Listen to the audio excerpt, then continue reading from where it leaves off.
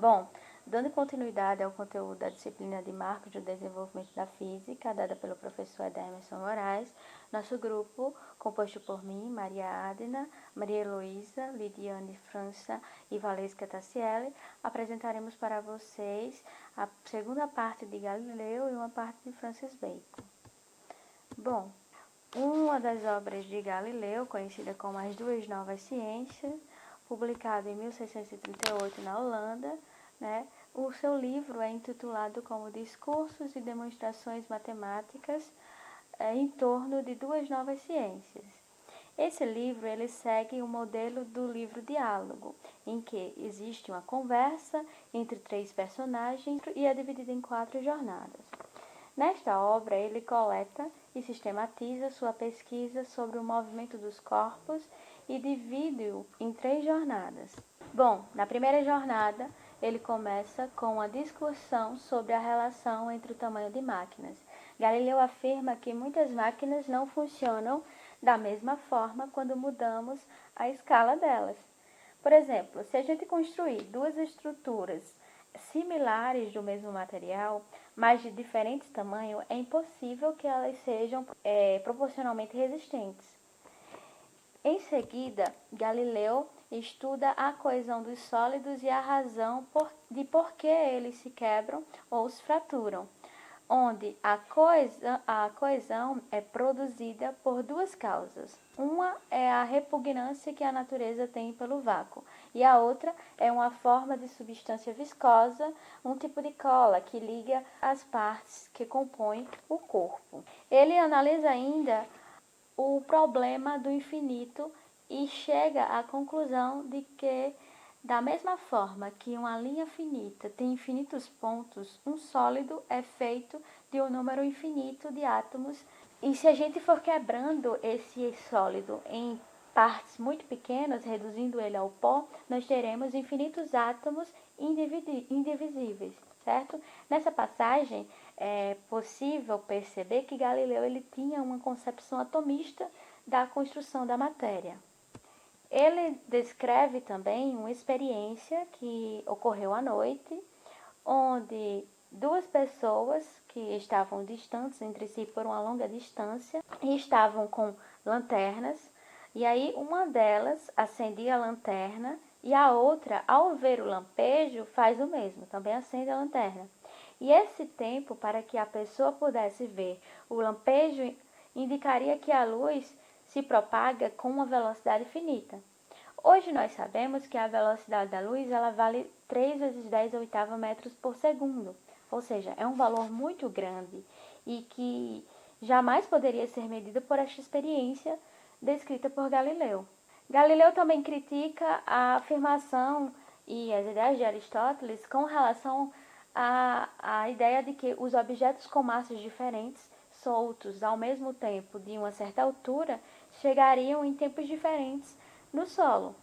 Ele diz que ao realizar, por exemplo, uma experiência em que você tenha uma bola de canhão e uma bolinha de gude, ao soltá-las de uma certa altura, os 2 chegam ao solo ao mesmo tempo. Galileu comenta ainda sobre o efeito da resistência do meio em um objeto caindo e faz algumas afirmações, como do tipo, ele diz que um pedaço de ouro é uma das substâncias mais densas, mas se a gente dividir esse pedaço de ouro em uma folha muito fina, ele não cai, ele flutua no ar. Se a gente, por exemplo, também pegar um corpo com densidade muito menor do que a água, e ao colocá-lo na água, ele não afunda, ele sobe. E então ele conclui que em um meio livre da resistência do ar, todos os corpos caem ao mesmo tempo. Galileu, ao contrário de Aristóteles, não fazia distinção entre os corpos leves e pesados, certo? Na parte final da primeira jornada, ele ainda faz discussões sobre a música e o som. Na segunda jornada, Galileu estuda principalmente a causa da coesão dos materiais, como, por exemplo, no caso das fraturas, das alavancas, dos prímos e cilindros. No caso das alavancas, a força, ele diz que a força está para a resistência na razão inversa da distância que separa o fulcro da força e da resistência, respectivamente. No prisma e cilindro, de comprimentos iguais, mas de espessuras desiguais, a resistência à fratura aumenta na mesma razão que o cubo do diâmetro da espessura, isto é, da base. Então, essas demonstrações geométricas é que tornam o tratamento de Galileu em uma nova ciência. E na terceira jornada, ele se dedicou ao estudo do movimento, dividindo em 3 partes. A primeira parte, ele lida com o movimento uniforme, certo? Na segunda, com o movimento uniformemente acelerado. E a terceira, trata do movimento de projéteis. Na descrição do movimento uniforme, né, ele começa definindo o movimento uniforme como aquele onde as distâncias percorridas pelo corpo em movimento durante quaisquer intervalos de tempos são iguais, certo? E aí, se considerarmos a distância percorrida igual a x, o tempo igual a t, a velocidade igual a x, ele define 4 axiomas, certo? De maneira resumida, usando a notação compacta, em que, no primeiro axioma, ele diz que se T1 é maior do que T2, certo? Velocidade constante. Então, x tem que ser maior do que x2. No segundo postulado, ele nos diz que se você tem uma distância x1 maior do que uma distância x2, mantendo a velocidade constante, então T1 é maior do que T2. E o axioma 3 e o 4. Galileu, além disso, apresenta ainda 4 postulados óbvios para a descrição dos movimentos. Dando continuidade à apresentação do seminário, seguimos agora com a segunda parte da terceira jornada, onde iremos conhecer um pouco sobre a história do movimento uniformemente acelerado. Bom, a ideia de que a velocidade de um corpo em queda livre aumentava, naquela época já era conhecida, certo? E diferente de Aristóteles, Galileu defendia que a velocidade do corpo em queda livre era independente da massa do corpo, certo? Então, naquela época, basicamente, a busca era por relacionar o acréscimo dessa velocidade, o aumento dessa velocidade com a distância.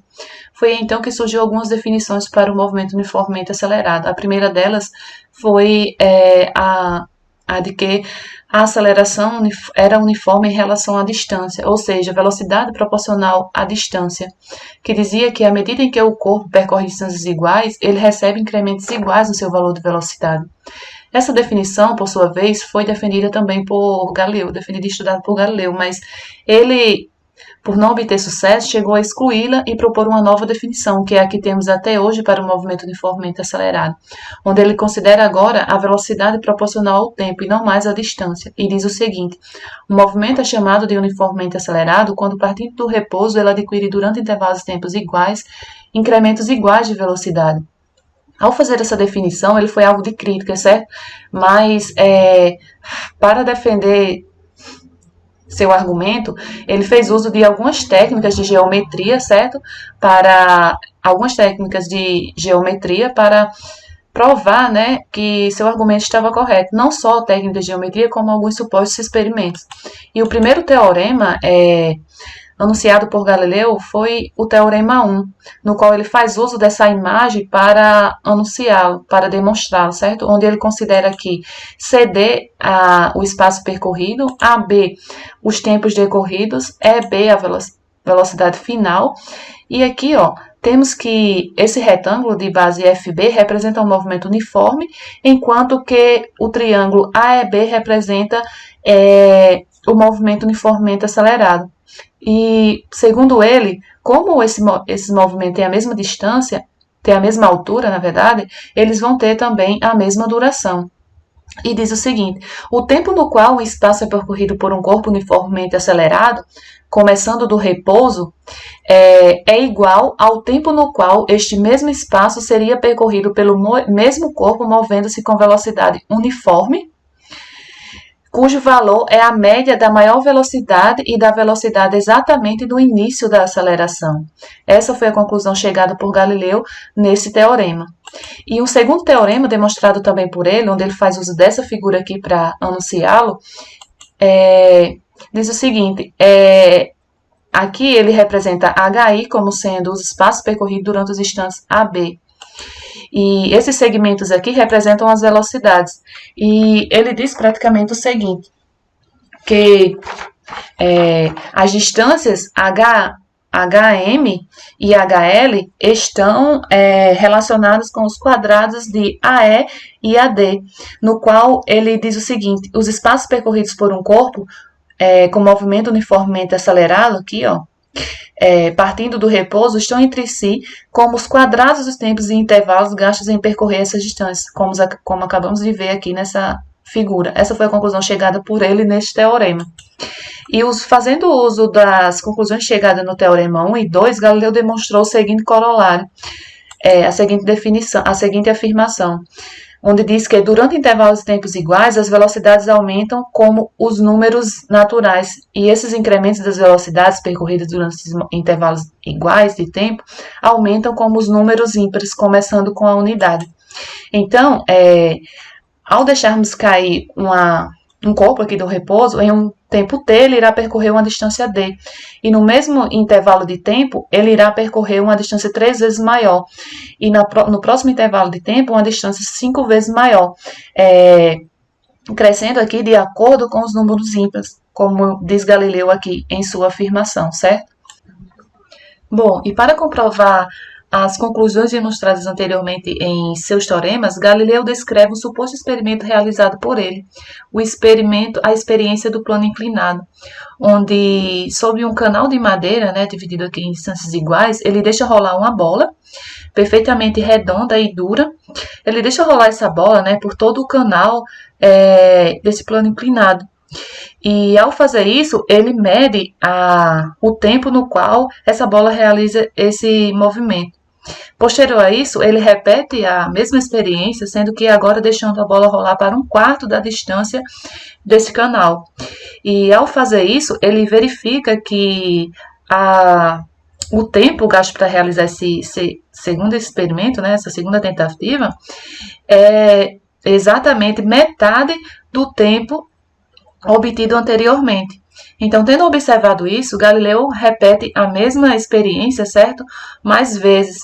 E, com isso, tendo repetido umas 100 vezes, encontra sempre que os espaços percorridos estavam na mesma proporção dos quadrados dos tempos. Ou seja, isto era verdade para todas as inclinações do plano, o que ele já havia demonstrado lá em seus teoremas anteriormente. E ao mesmo tempo que ele observava, demonstrava essa conclusão, ele também mostrava que a aceleração de um corpo em um plano inclinado, sem atrito ou com atrito desprezível, não dependia do peso do corpo, assim como lá na aceleração do corpo em queda livre. Então, essas foram as conclusões chegadas por Galileu para comprovar o seu argumento, que a gente viu lá na sua segunda definição que temos até hoje para o movimento uniformemente acelerado. Dando continuidade ao seminário, agora eu vou tratar sobre a quarta jornada, onde Galileu discute aí o movimento do projeto, onde esse movimento é composto por dois movimentos, que é o uniforme e o movimento uniformemente acelerado, dando como exemplo uma partícula que está em uma superfície plana elevada, ela vai ser lançada dessa superfície. Vamos considerar aqui o atrito, tá? Entre a superfície. Então aqui esse corpo ela vai obter dois movimentos. Um na horizontal, que não vai ter aceleração, porque não vai ter a existência de uma força. E também vamos desprezar a resistência do ar. Mas vai ter um movimento também na vertical, que a gente vai perceber um aumento contínuo, vai ser percebido um aumento contínuo da velocidade devido à existência da força-peso apontando para baixo. A partir disso, Galileu criou seu primeiro teorema, onde diz que um projeto cujo movimento é composto de um horizontal uniforme e um outro vertical uniformemente acelerado, descreve uma trajetória que é uma semiparábola. Então, aqui, Galileu já começa a demonstrar algumas características, que, por exemplo, é a semiparábola. Lembrando que naquela época Galileu na época de Galileu, né, a geometria analítica ainda não havia sido inventada e a parábola ela era vista como uma curva que era obtida a partir de um corte plano no cone, tá ok? E aí a gente tem aqui uma figura que vai demonstrar exatamente esse teorema, né, dos movimentos compostos, né? Então, de A até B, move-se com velocidade uniforme o corpo, né? E de B até E é o intervalo de tempo. Lembrando que B até C e de C e D até D e de D até E são intervalos de tempos iguais. De B a N é a distância à medida que aquele corpo está caindo daquela altura, ok? Então, levando em consideração que de B e C, à medida que aquele corpo vai se mover uniformemente na horizontal, de B até C, ele também vai cair perpendicularmente a de B até I. E quando o intervalo acabar de B e C, essa partícula vai se encontrar no ponto I, que é um ponto que está na parábola. Já complementando, H e F e I, né, já falado, são pontos que estão na mesma parábola.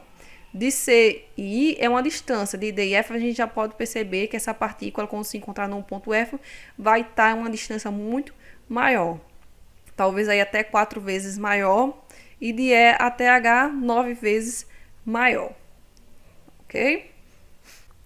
Galileu, a partir de algumas perturbações em relação à resistência do ar, Galileu discutiu os efeitos da resistência do ar, afirmando que essa resistência se manifestava de duas maneiras, né? Afetando mais corpos menos densos, ou seja, afetando a resistência era maior para corpos menos densos e oferecendo maior resistência a corpos mais rápidos. Galileu também disse que se um corpo cai de uma grande altura, a resistência do ar aumentará com o aumento de velocidade até que a resistência iguale ao peso e ele passará então a cair com um movimento uniforme. Esse aqui é um ponto importante que vai fazer com que Galileu ele volta a estudar a composição de movimentos e enuncia aí o seu segundo teorema, onde ele disse que quando o movimento de um corpo é resultante de dois movimentos uniformes, um horizontal e outro perpendicular, o quadrado do momento resultante é igual à soma dos quadrados de dois momentos componentes. Então, temos aqui uma figura de lado que representa, né, um movimento resultante de dois movimentos uniformes. De A a B é o deslocamento vertical e de B a C é o deslocamento horizontal. Então, ambos movimentos uniformes vão descrever aí a diagonal de A até C. Isso aqui, como a gente está vendo, é um triângulo retângulo, tá? Então, podemos falar que o quadrado de AC é igual à soma dos quadrados de AB e BC. E aqui logo embaixo eu coloquei aqui como tópico que o momento do corpo é proporcional a AC. Então, o quadrado do momento resultante é igual à soma dos quadrados dos dois momenta AB e BC. Então, uns pontos. Galileu não tinha ideia muito precisa do que fosse o momento de um corpo, como também não sabia como medir. Para Galileu, a queda era a única fonte de movimento natural, né? Galileu também passa a analisar choques, né? Esses choques são as colisões. No final, Galileu também faz um estudo longe de movimentos de projetos lançados em uma trajetória inicial com inclinações diferentes em relação à horizontal. E a partir disso, ele aí apresenta tabelas de atitudes máximas e alcance de projéteis. E no caso de projetos lançados na horizontal, por mais que ele diz, né, que por mais que seja a força de lançamento, a trajetória nunca será perfeitamente horizontal. E aí ele coloca como exemplo, por exemplo, esticar uma corda. Por mais força que você faça para esticar a corda, ela sempre vai ser um pouco encurvada devido ao peso dela. Então, considerações finais. Conclusão. O Galileu é considerado como um dos criadores de um método científico na física, né? Alguns historiadores fazem mais de Galileu como um cientista moderno, né? Que ele rompeu com alguns princípios de Aristóteles, mas alguns acreditam que não rompeu totalmente porque ele não deu uma definição exata, por exemplo, para o conceito de velocidade, pelo conceito de quantidade de momento, né? E força. Galileu também contribuiu para a astronomia, assim como também ele foi a favor ao sistema de Copérnico. Em relação ao estudo do movimento, ele fez uma unificação das ideias dispersas em formulação matemática única. Teve contribuições originais, como a decomposição do movimento em duas componentes. E uma questão que é muito debatida até hoje é se Galileu realmente executou experimentos durante a sua vida. Tem alguns que dizem que sim, outros dizem que não. E se ele realizava experimentos, para que propósito era exatamente, né? Bom, pessoal, agora nós vamos dar início ao capítulo 5, tá bom? Nesse capítulo ele vai tratar sobre as concepções de Bacon, Descartes e Huygens. No início do século XVII, os filósofos eles tinham uma preocupação em estabelecer um método científico geral. Francis Bacon, advogado, filósofo britânico, ele estava à frente, era um dos que estavam à frente desse movimento, e ele privilegiava o método indutivo. Ele não gostava da lógica aristotélica, porque ele achava que Aristóteles ele privilegiava muito a sutileza verbal. Ele também fazia crítica à autoevidência das coisas, ou seja, ele tinha necessidade de sempre estar fazendo experiências e repetir essas experiências para se chegar às conclusões. Bacon também foi um dos primeiros a perceber a importância do movimento das partículas, para fazer esse estudo, para se chegar a algumas conclusões sobre alguns fenômenos, como, por exemplo, o calor. Com relação à astronomia, ele preferiu o sistema de Tycho Brahe, só que ele reconhecia que esse sistema, do ponto de vista matemático, ele não era suficiente. Ele falava que o de Copérnico, do ponto de vista matemático, era satisfatório, mas deixava a desejar, na explicação dos fenômenos físicos. Os cientistas que seguiram as ideias de Bacon, eles falavam que a experiência era o que mais importava, na ciência natural. Descartes foi um filósofo, matemático e físico francês. Ele foi educado num colégio jesuíta, então ele tinha uma visão de mundo muito pautada em ingredientes matemáticos. Ele foi o criador da geometria analítica e foi o primeiro a enunciar o princípio da inércia. E a partir desse princípio ele chegou a duas leis, que a primeira aqui vai falar sobre a concepção de um corpo permanecer no seu estado, a não ser que alguma coisa venha a alterá-lo. E a segunda vai falar aqui que todo corpo que se move tende a continuar seu movimento em linha reta. Então, esse princípio, ele apareceu no Tratado de Le Monde, de Descartes. Só que ele não publicou porque, nesse tratado, entre outras coisas, ele defendia o sistema de Copérnico. E como ele soube, que Galileu foi condenado pela Inquisição por defender essas ideias, ele decidiu não publicar. Então, no sentido do princípio da inércia, Galileu meio que preparou o caminho e Descartes o concluiu. Esse princípio só veio aparecer novamente, nessa outra obra aqui de Descartes, Principia Philosophiae, em 1644. Mas antes disso, o princípio apareceu num trabalho de um padre filósofo, Pierre Gassendi, e esse princípio ele foi publicado primeiro por esse filósofo. Descartes, ele explicava os fenômenos do ponto de vista mais mecanicista. Então, ele procurava explicar os mecanismos que estavam escondidos atrás dos fenômenos e fazia relações com ideias geométricas. Então, os filósofos que eram adeptos dessa filosofia mais mecanicista, eles tinham a incapacidade de tratar sobre qualquer outro tipo de força que não fosse a força que um corpo precisasse ter para estar em movimento.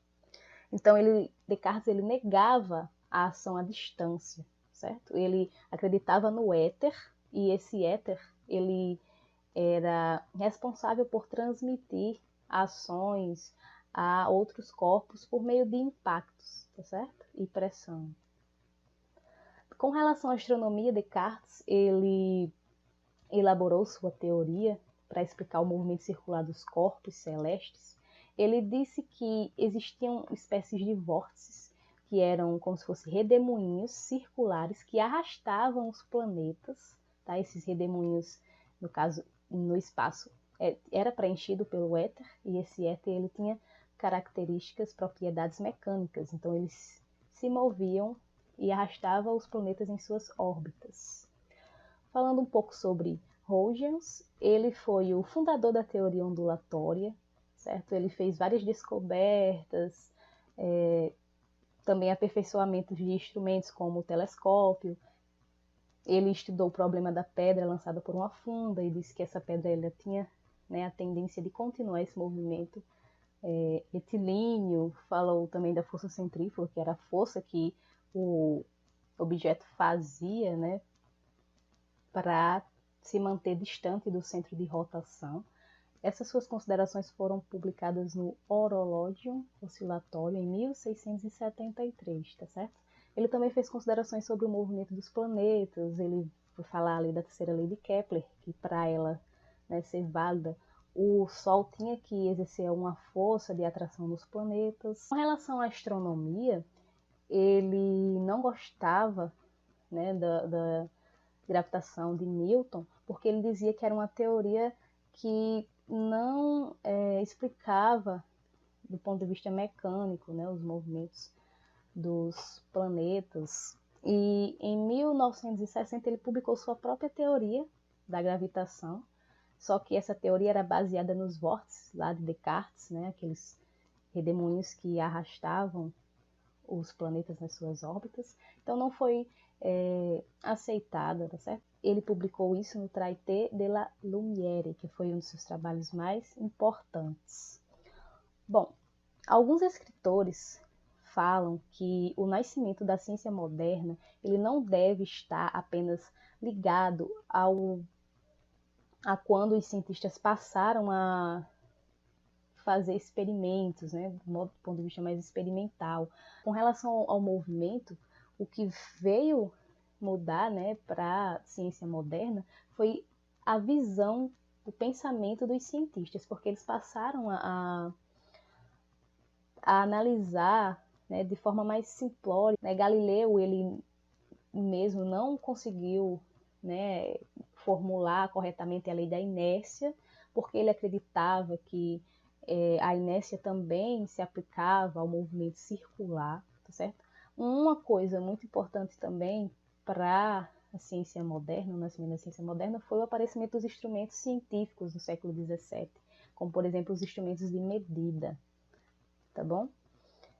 Pessoal, era isso que nós tínhamos para apresentar para vocês, de forma bem resumida. Espero que vocês tenham entendido e obrigada pela atenção.